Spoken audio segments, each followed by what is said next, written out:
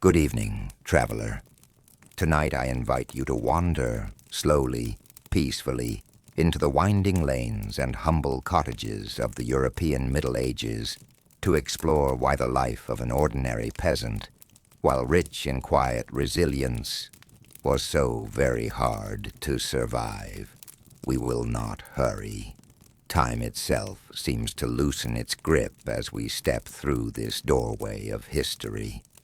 Together we will listen to the muted scrape of wooden rakes against earth, feel the rough wool against weather-worn skin, and observe the rhythm of lives lived close to soil, season, and sky. Let the dusk settle around you. Feel your eyelids grow heavy, knowing the story will carry on whether you remain awake or drift into dreams. Now breathe in once more. Cool, calm air, and step with me into the life in the Middle Ages. Imagine yourself waking just before dawn in a modest wattle and daub cottage, its thatched roof rustling gently whenever a breeze meanders through the eaves. A thin gray light seeps around the wooden shutter. The hearth embers still glow a sullen orange. Their faint warmth mingles with the earthy scent of packed clay floors and smoke-cured rafters. Chickens stir beneath the rough ladder loft, clucking softly as though reluctant to greet the chill. You wrap a coarse woolen tunic around you. The cloth is scratchy but comforting in its familiarity, spun and woven perhaps by a neighbor, perhaps by your own calloused hands during winter's quiet hours. The fabric carries a lingering aroma of lanolin and hearth smoke, an everyday perfume of peasant life. The first task is fire. Kneeling, you coax sparks from flint and steel, the gentle tink-tink echoing in the stillness. Straw kindling crackles, and in a moment a meek flame reawakens the room, painting the timber beams with a trembling amber glow. Its warmth is modest, but in this world of uninsulated walls and open chimneys, every flicker matters. While the fire gathers strength, you ladle yesterday's pottage from a suspended cauldron. It is a slow, thick mixture of barley, beans, and a few wisps of cabbage leaf, humble ingredients stretched to feed many mouths. The aroma is simple, savory, and ever-present, for the cauldron is rarely emptied, only replenished. The rhythm of their lives, you realize, is a rhythm of reuse. Outside, the village begins to murmur awake. A distant rooster marks the hour. A dog shakes dampness from its coat. You slip through the low doorway into dawn's cool hush. Mist clings to furrows of the common field like thin wool, blurring the boundary between soil and sky. Today, like most days of the growing season, centers on the strip field. Each household holds long, narrow ribbons of land, some in the open fields, some tucked near a brook. The soil is worked with a simple ard plow, pulled by a docile yet stubborn ox. As you guide the wooden handle, the metal coulter slices shallowly, folding the earth with a muted sigh. Over hours, the pattern repeats.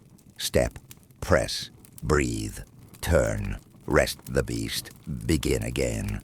The robbed moisture kisses your skin in fine droplets. There's a quiet satisfaction here, though survival forever hovers on the edge of uncertainty. One poor harvest, one unexpected frost, and hunger presses close. From time to time you pause to straighten your back. Sparrows dart overhead, keenly searching for unearthed seeds. In the distance, church bells offer a soft, measured toll, calling not only souls to prayer, but also marking communal time. Here is prime. Later will come terse, sext, and nones, anchors in a sea of toil. By mid-morning, the sun gains confidence, spilling pale gold across the thatch. Tools are shouldered home. The midday meal is plain rye bread, dense and nutty, dipped in weak ale. Water, while essential, is often suspect. Ale, light, cloudy, gently sour, becomes liquid bread, safer and faintly sustaining. Children chase one another among goats, their laughter bright, yet never loud enough to disturb the hush of the fields. Within the cottage, conversation is spare. Words like food are rationed, spent carefully amid the scrape of trencher spoons. Topics circle around weather signs, the Lord's next demand, an ailing cow, rumors carried from a market town a day's walk away. Each concern is immediate, tangible. The wider world, kings, crusades, distant plagues, feels dreamlike, almost irrelevant, until inevitably those distant tides wash inland. After the meal, you and fellow villagers gather for boon work on the domain lands, acres reserved for the local lord. Though your own strip waits for weeding, today's hours belong to him. Payment is not coin, but obligation. Shoulders bend beneath loads of hay. Sickles whisper through tall grass with rhythmic swish, swish. A soothing cadence despite the underlying tension. Yet among the workers there is camaraderie, shared jokes, murmured songs, an unspoken understanding that endurance is communal. Clouds thicken, a gentle drizzle begins, beating upon cowls and wooden handles. There's no shelter, except persistence. You recall last winter's cold, when icy winds slipped through every chink in the walls, when firewood grew scarce, when sickness arrived like an unwelcome guest and claimed neighbors in hushed succession. Such memories lend gravity to each seed sown, each sheaf bundled. Survival is never guaranteed. It is coaxed, season by season, from reluctant earth.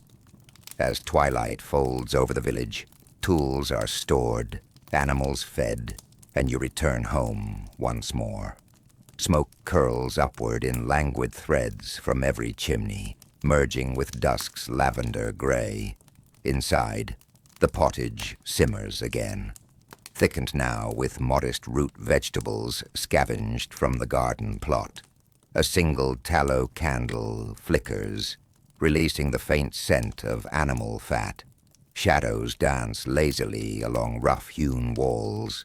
Family gathers on straw-stuffed pallets, cloaked in patched blankets. Voices soften into evening prayers, simple, repetitive, a litany of gratitude and plea. Beyond the shutter, the night chorus begins. The hoot of an owl, the distant bark of a watchful dog, the rustle of leaves in a restless breeze.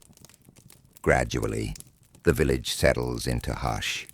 You lie beneath the thatch, listening to rain patter gently above, imagining next week's tasks, next month's tithe, next year's harvest.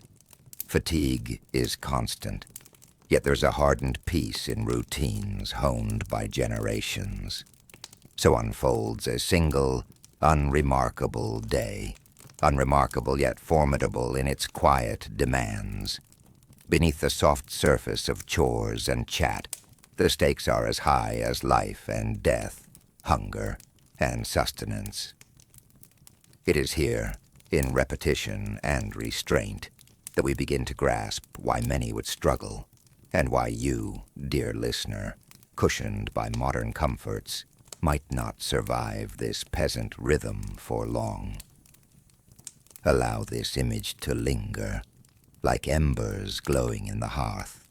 Feel how the village exhales under starlight, its pulse settling, much as your own heartbeat steadies now. When we reconvene, we shall narrow our gaze upon one peasant life in particular, a gentle biography that spans birth, toil, and the quiet legacy left in furrows and in memory. Let the village lanes remain softly aglow in your imagination, embers never quite fading. Now, the hazy picture narrows upon one ordinary soul, a man whose name you will not have found in chronicles, yet whose quiet perseverance speaks for millions. Tonight we shall walk beside Adam, son of Will, born in the spring of 1283 in the modest English hamlet of Broadfield. Listen, not for excitement, but for the subtle cadence of a life that blossomed, weathered, and slowly returned to earth, leaving only faint impressions in parish rolls and fallow furrows. Imagine yourself inside the dim cottage where Adam first drew breath. The walls are of wattle and daub, still supple with fresh clay. A single shutter stands ajar, admitting the scent of wet grass and lamb's ear, for outside the meadows are shimmering with May drizzle. His mother, Eleanor, rocks him in a sling of linen softened by countless washings in the stream. Nearby, the midwife murmurs a gentle prayer, stroking a sprig of rosemary between calloused fingers, its aroma thought to ward off ill spirits, and perhaps the lingering chill. Infancy is fragile. Many newborns falter in their first weeks, so Eleanor keeps Adam swaddled close, even while grinding oats, even while casting feed to the hens. She hums the same four-note lullaby each evening. Its simplicity threads through Adam's earliest memories like a faint silver chord. Dum-dum, dum-dum. Steady, steady, until sleep claims them both. By age 7, Adam's world is the strip field, the churchyard, and the forest's ragged edge. Picture him barefoot on dew-soaked turf, clutching a wooden digging stick nearly his own height. The dawn chorus lilts overhead, blackbird, linnet, robin, all indifferent witnesses to the shy boy learning to loosen stubborn clay. His father, Will, corrects him seldom with words, more often with subtle example. Straighten the back, angle the foot, feel the weight shift through the hips. Farming, like breathing, is learned through rhythm. Each Sunday after Mass, the village children cluster around the Reeves porch for rudimentary instruction. Pater Noster, a handful of Latin phrases, the tally marks by which they will one day reckon grain. Adam's handwriting forever remains a crooked river, yet those scratchy letters grant him tiny freedoms, the ability to note a debt, copy a prayer, recognize his name on a roster. Spring of Adam's 32nd year dawns darker than any before. Heavy, unrelenting rains turn plowed strips to slick, viscous sludge. Seed rots. Hay spoils. Listen to the steady plip, plip of water as it seeps through the thatch, dampening blankets that struggle to dry by the hearth. There is no gore here, only the slow tightening of belts, the quiet tally of dwindling stores. By winter, the pottage is thin as broth. Turnips and coarse rye crusts keep life flickering, but strength ebbs. Adam's youngest sister, Joan, succumbs to a lingering fever, slipping away one candle-lit dawn while the village bell tolls for prime. The burial earth is sodden, heavy, the spade's blade mute against the slur of mud. Yet even in sorrow, routine endures. The field must be turned, seed borrowed, rents negotiated. Survival is coaxed, never commanded. When fairer skies finally return in 1318, the harvest is meager, but merely enough. And in that fragile sufficiency, Adam hears a whispered promise. Life, while precarious, may yet persist. In the summer of 1320, Broadfield celebrates a bridal ale. Picture-bright ribbons twisted through hedgerows, a wooden cup of sweetened mead passed from hand to hand.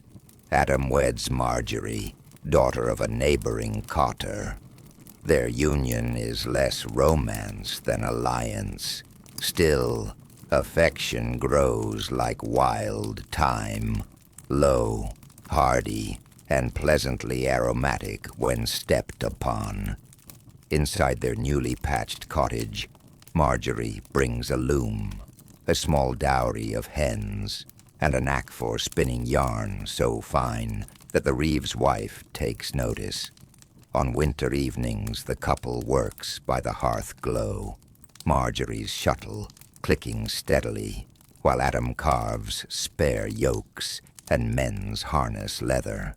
In these quiet, cooperative hours, we glimpse the heart of peasant survival, interdependence rendered in wool, wood, and patience. 3 children follow in swift succession, Eleanor, Will, and little Thomas, each arrival greeted not with fanfare, but with practical adjustments. An extra cradle plank, another mouth measured into the seed ledger, new hopes tethered to uncertain seasons. Occasionally a traveler pauses at Broadfield's ale bench, trading stories for a crust of cheese. Through these transient voices, Adam learns of border skirmishes in Scotland, of French ports bristling with galleys, of papal disputes in distant Avignon. Such tales drift over the villagers like passing clouds, noticed, discussed, yet seldom altering the furrow beneath their feet. And yet, in 1337, the bailiff collects an unusual levy, wool fines to fund the king's chevauchée across the channel. Adam feels the cost directly. 2 fleeces surrendered, 1 fewer blanket in the loft that winter. Thus the world's grand conflicts leave their fingerprints on Broadfield in quiet, tangible ways. Late summer brings a crisp sweetness to the air. Apple boughs droop under weight. Bees hum among bolting herbs. But along the road from the port of Melcombe, Regis spreads a quieter sound, a hush that trails behind black-draped carts. The great pestilence enters Broadfield in October, borne perhaps by a wool draper, perhaps by invisible breath on the harvest wind. We will not linger on detail, know only that the church bell tolls often, its melancholy peal carrying across fields now eerily still. Marjorie tends neighbors with rosemary decoctions and whispered psalms. The fragrance masks a harsher odor she never names. Adam buries friends by dim lantern light, marking the new earth with simple wooden crosses. Miraculously, the pestilence passes their cottage by, leaving them shaken but alive. In its wake lie newly vacant plots and altered laws. Labor shortages grant Adam modest bargaining power, lighter corvée days, and permission to send young Will to serve a carpenter in town. From sorrow, strange opportunities sprout. The final chapter of Adam's life unfolds in measured resignation. His joints ache each Michaelmas. The old ard feels heavier now, yet habit keeps him at its handle well past 60. On frosty mornings he watches frost encrust the stubble, remembering seasons when the land refused to yield, and seasons when it overflowed like a generous cup. One evening in 1349, after sharing ale thickened with honey and greeting the birth of his first granddaughter, Adam retires to the pallet near the hearth. That night, as snow whispers against the shutter, his breathing slows, softens, and finally rests. No chronicler records the moment. The only witness is Marjorie, who sits beside him, spinning a final length of yarn before the candle gutters out. Adam's life, you see, is neither triumphant nor tragic. It is representative, a thread woven into the broader tapestry of medieval survival. From his small parcel of land radiate quiet legacies, new hedgerows planted with care, a grandson who will carry the family's first full surname, a cottage hearth whose stones still faintly remember his nightly prayers. And so, dear listener, feel how that legacy settles gently into the soil, how the rhythm of Adam's days mirrors the subtle rise and fall of your own steady breathing. In the hushed space between heartbeats, the centuries seem to fold upon one another, leaving only a shared, human cadence. Let the hush around Adam's memory linger like wood smoke curling in the rafters. With every slow inhale, picture the cottages of Broadfield fading into a soft morning mist. And now allow your attention to drift downward, beneath the turf, into the quiet earth itself. For even after the voices of peasants have fallen silent, the ground keeps its own patient chronicle, written in fragments of pottery, ghostly trench lines, and soil stained by long-forgotten hearths. Tonight, we kneel beside archaeologists as they sift through time's fine grains, piecing together the culture, faith, and small mysteries of medieval village life. Imagine yourself beneath a pale canvas dig tent on the village's former green. Gentle June sunlight filters through linen, dappling trays of damp soil. A trowel slides carefully, scritch, scritch, exposing the curved lip of a jar no bigger than an open hand. The clay is pale buff, tempered with crushed shell that sparkles faintly, like morning frost. When lifted, it yields a subtle salt tang, an echo of the brine used to preserve cabbage and river fish. Many such shards emerge, coarsely fired cooking pots, softly glazed pitchers, tiny ointment cups stained by healing salves of goose fat and rue. Each fragment, though humble, hums with information. Eddies in glaze tell of kiln temperatures. Thumbprints frozen in clay reveal the potter's steady rhythm. Soot-darkened bases confirm long hours suspended above pottage fires. Archaeologists spread the pieces on padded cloth, arranging them like puzzle constellations. Gaps remain, yet patterns surface. Certain rims common to the 1320s, others traded from a distant market town. Thus, trade routes flicker to life, modest yet real, connecting barns to river barges, wooden carts to coastal sailboats. Now let us rise, slowly, as though on a sighing wind. Below, the patchwork of England appears, and there, veiled by modern hedgerows, you notice ghostly stripes of lighter wheat, darkened barley, and rippling grass. Aerial photography in crisp winter light reveals the ridge and furrow, long, undulating waves sculpted by medieval plows. These waves once cradled Adam's seed. From the air they resemble the quiet swell of a resting ocean, each ridge perhaps 3 paces across, cresting and dipping with patient regularity. Where 2 systems meet at odd angles, we read disputes long settled, a neighbor's stubborn insistence on boundary, the reeve's compromise traced forever in soil. Even after centuries of reparceling, the earth refuses to forget. Under your imagined aerial gaze, every gentle contour whispers of shared labor, disputes mediated at the manor court, and seasons when oxen trudged knee-deep in sucking clay. Let the slow rise and fall of those furrows mirror the rise and fall of your breathing. Steady, deliberate, unhurried. Now drift downward again, this time to a laboratory where glass slides glimmer beneath lamplight. Within each slide resides pollen, infinitesimal grains dredged from waterlogged ditches and ancient thatch.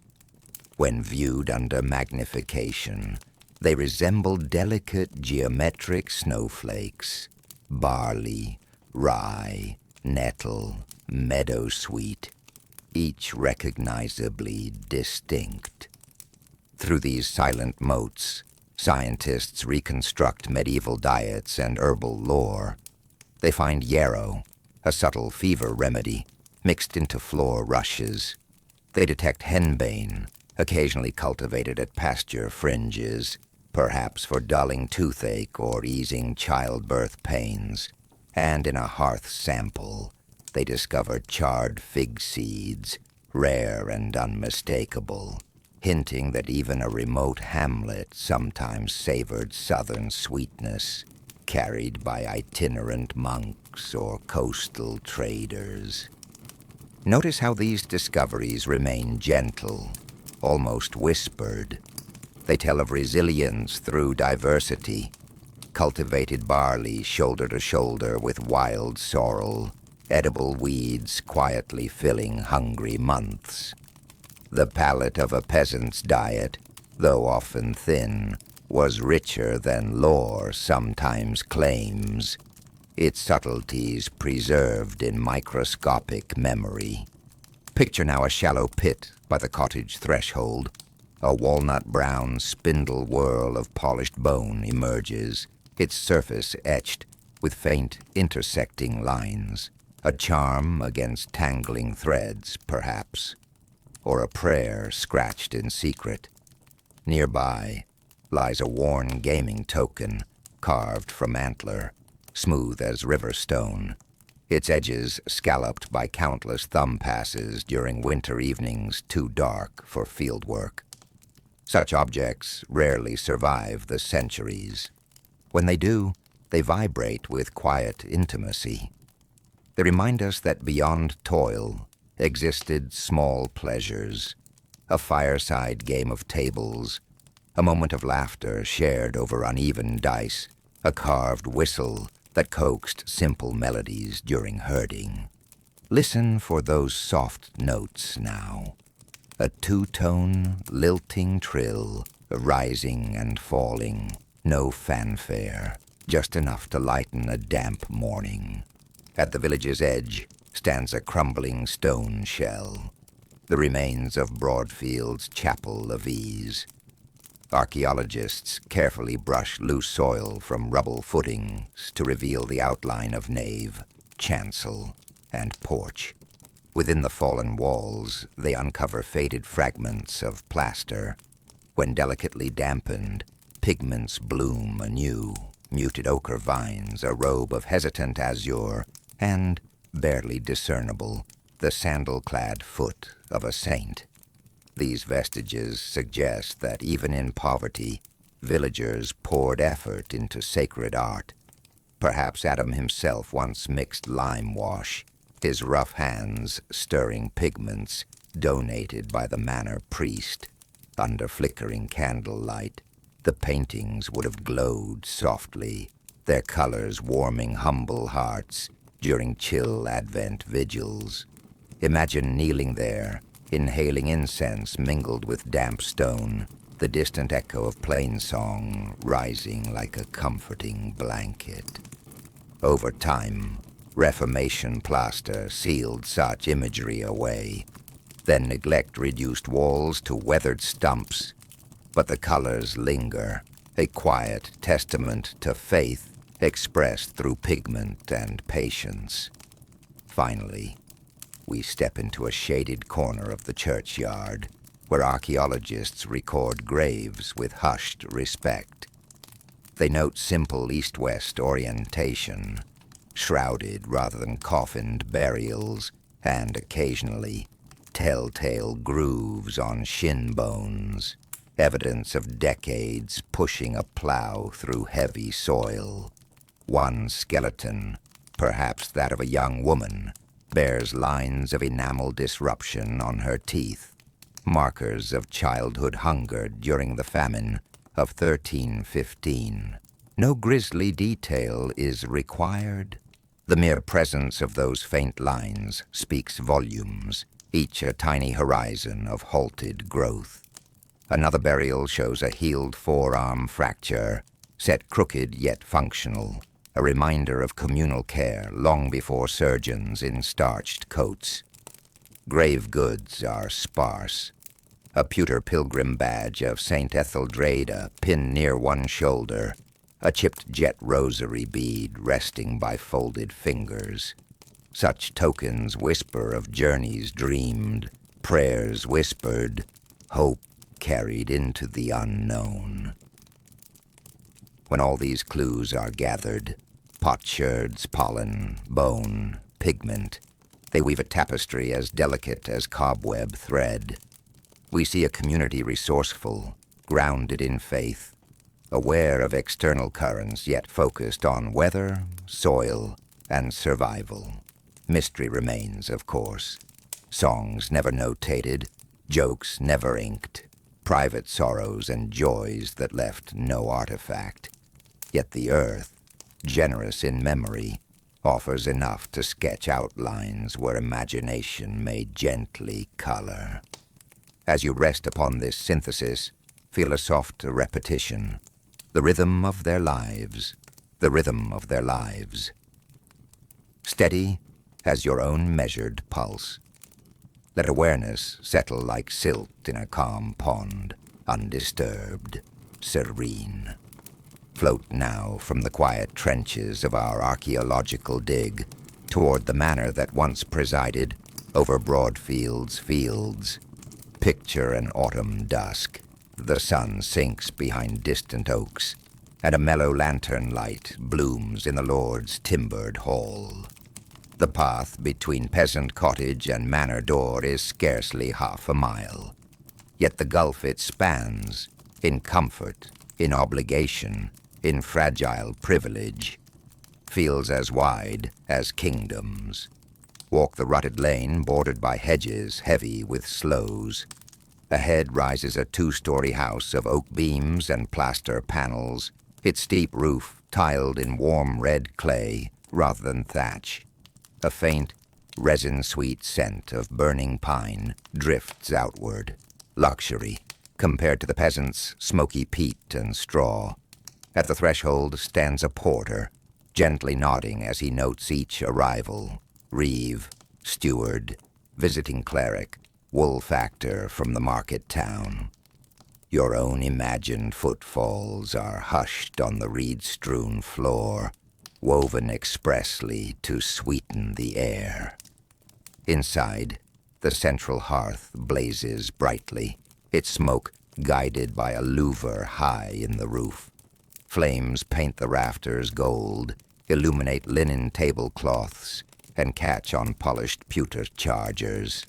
Servants glide in soft leather shoes, bearing trenchers piled with spit-roasted capon, pike in green herb sauce, and a subtlety, marzipan, molded into a castle no bigger than 2 hands. The scent is layered, rosemary and sage, warm bread infused with saffron, mulled wine redolent of clove. Listen to gentle clatter, low laughter, and the muted scrape of a viol's bow as a minstrel tunes a contemplative melody. Nothing is rushed. Each dish appears in measured procession, mirroring our own unhurried journey through history. Seated at the high table is Sir Geoffrey, Lord of Broadfield. His mantle, lined with squirrel fur, drapes over shoulders accustomed to judgment rather than plow. Yet though his fingers lack calluses, concern furrows his brow. A late harvest, a border levy demanded by the crown, a rumor of wool price decline. Power here is not absolute. It is conditional, resting on fragile balances of obligation. Sir Geoffrey must maintain roads, grant grazing rights, arbitrate quarrels, and present his own taxes at the Shire Court. Without peasant labor, the domain fields would lie untended. Without his protection, villagers would face bandits, rival lords, or royal sheriffs unchecked. Thus, like threads in a single loom, their lives interlace. Different textures, same fabric. Consider a typical week's demands. Monday, 12 village men mow the Lord's meadow, receiving bread and ale for the day. Wednesday, each household delivers 1 hen or 6 eggs as feather rent. Friday, Sir Geoffrey's bailiff inspects plough teams, ensuring oxen are fit for spring tillage. Sometimes tasks convert to coin, especially after the pestilence lightened the labor pool. A peasant may pay a silver penny to avoid a workday. Small relief. Yet that penny often means 1 less candle, 1 less wedge of cheese for winter.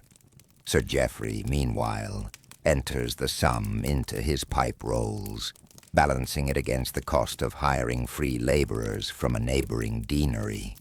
Wealth flows upward, yet risk trickles downward. Should harvest fail, the village feels hunger first. Observe the subtle distinctions. Wool dyed deep madder red in the Lord's garments versus undyed gray in the reeve's cloak. Carved oak benches at high table versus rough stools near the hearth. Glazed window panes filtering dusky light into jewel-hued pools. At twilight, a servant draws embroidered curtains to keep draughts at bay. A small luxury peasants rarely know even in church. Yet comfort has limits. The manor lacks plumbing, rushes must be changed, fleas endure in furs, and when winter bites, even thick stone walls bleed chill. Illness respects no rank. Stories abound of lords felled by flux or fever, despite feather mattresses and apothecary drafts. In this quiet recognition, noble and villain share a certain humility before nature's greater power. On St. Martin's Eve, Sir Geoffrey hosts the annual feast of slaughtered geese, signaling winter's onset. Villagers observe pig butchering day with equal gravity, salting and smoking every scrap. But the manor's version glitters, candles in silver prickets, a troubadour reciting tales of Charlemagne, a new tapestry unfurled depicting a crusading ancestor, its threads shimmering gold where peasant eyes know only homespun. Such display serves a purpose, to reassure subtenants of the Lord's competence and generosity, to impress traveling justices, to symbolize order.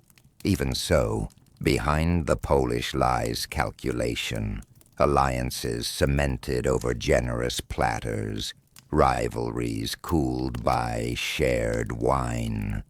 A daughter's dowry negotiated in soft undertones near the hearth. Imagine Adam, our familiar figure, summoned to deliver a yearly tithe of grain. He waits at the hall's side door, cap in hand, cheeks warmed by the fire's reflected glow. The roast aromas quicken hunger he won't soon satisfy. Yet he accepts this gulf as ordinary, ordained. He notes the weight of his own sack compared with the Lord's surplus, silently gauges how long his family might stretch the remainder. Then, obligations met, he returns to the cold night lane, the hall's laughter fading like a distant bell. The manor system, poised in careful equilibrium, persists only so long as each tier sustains the next.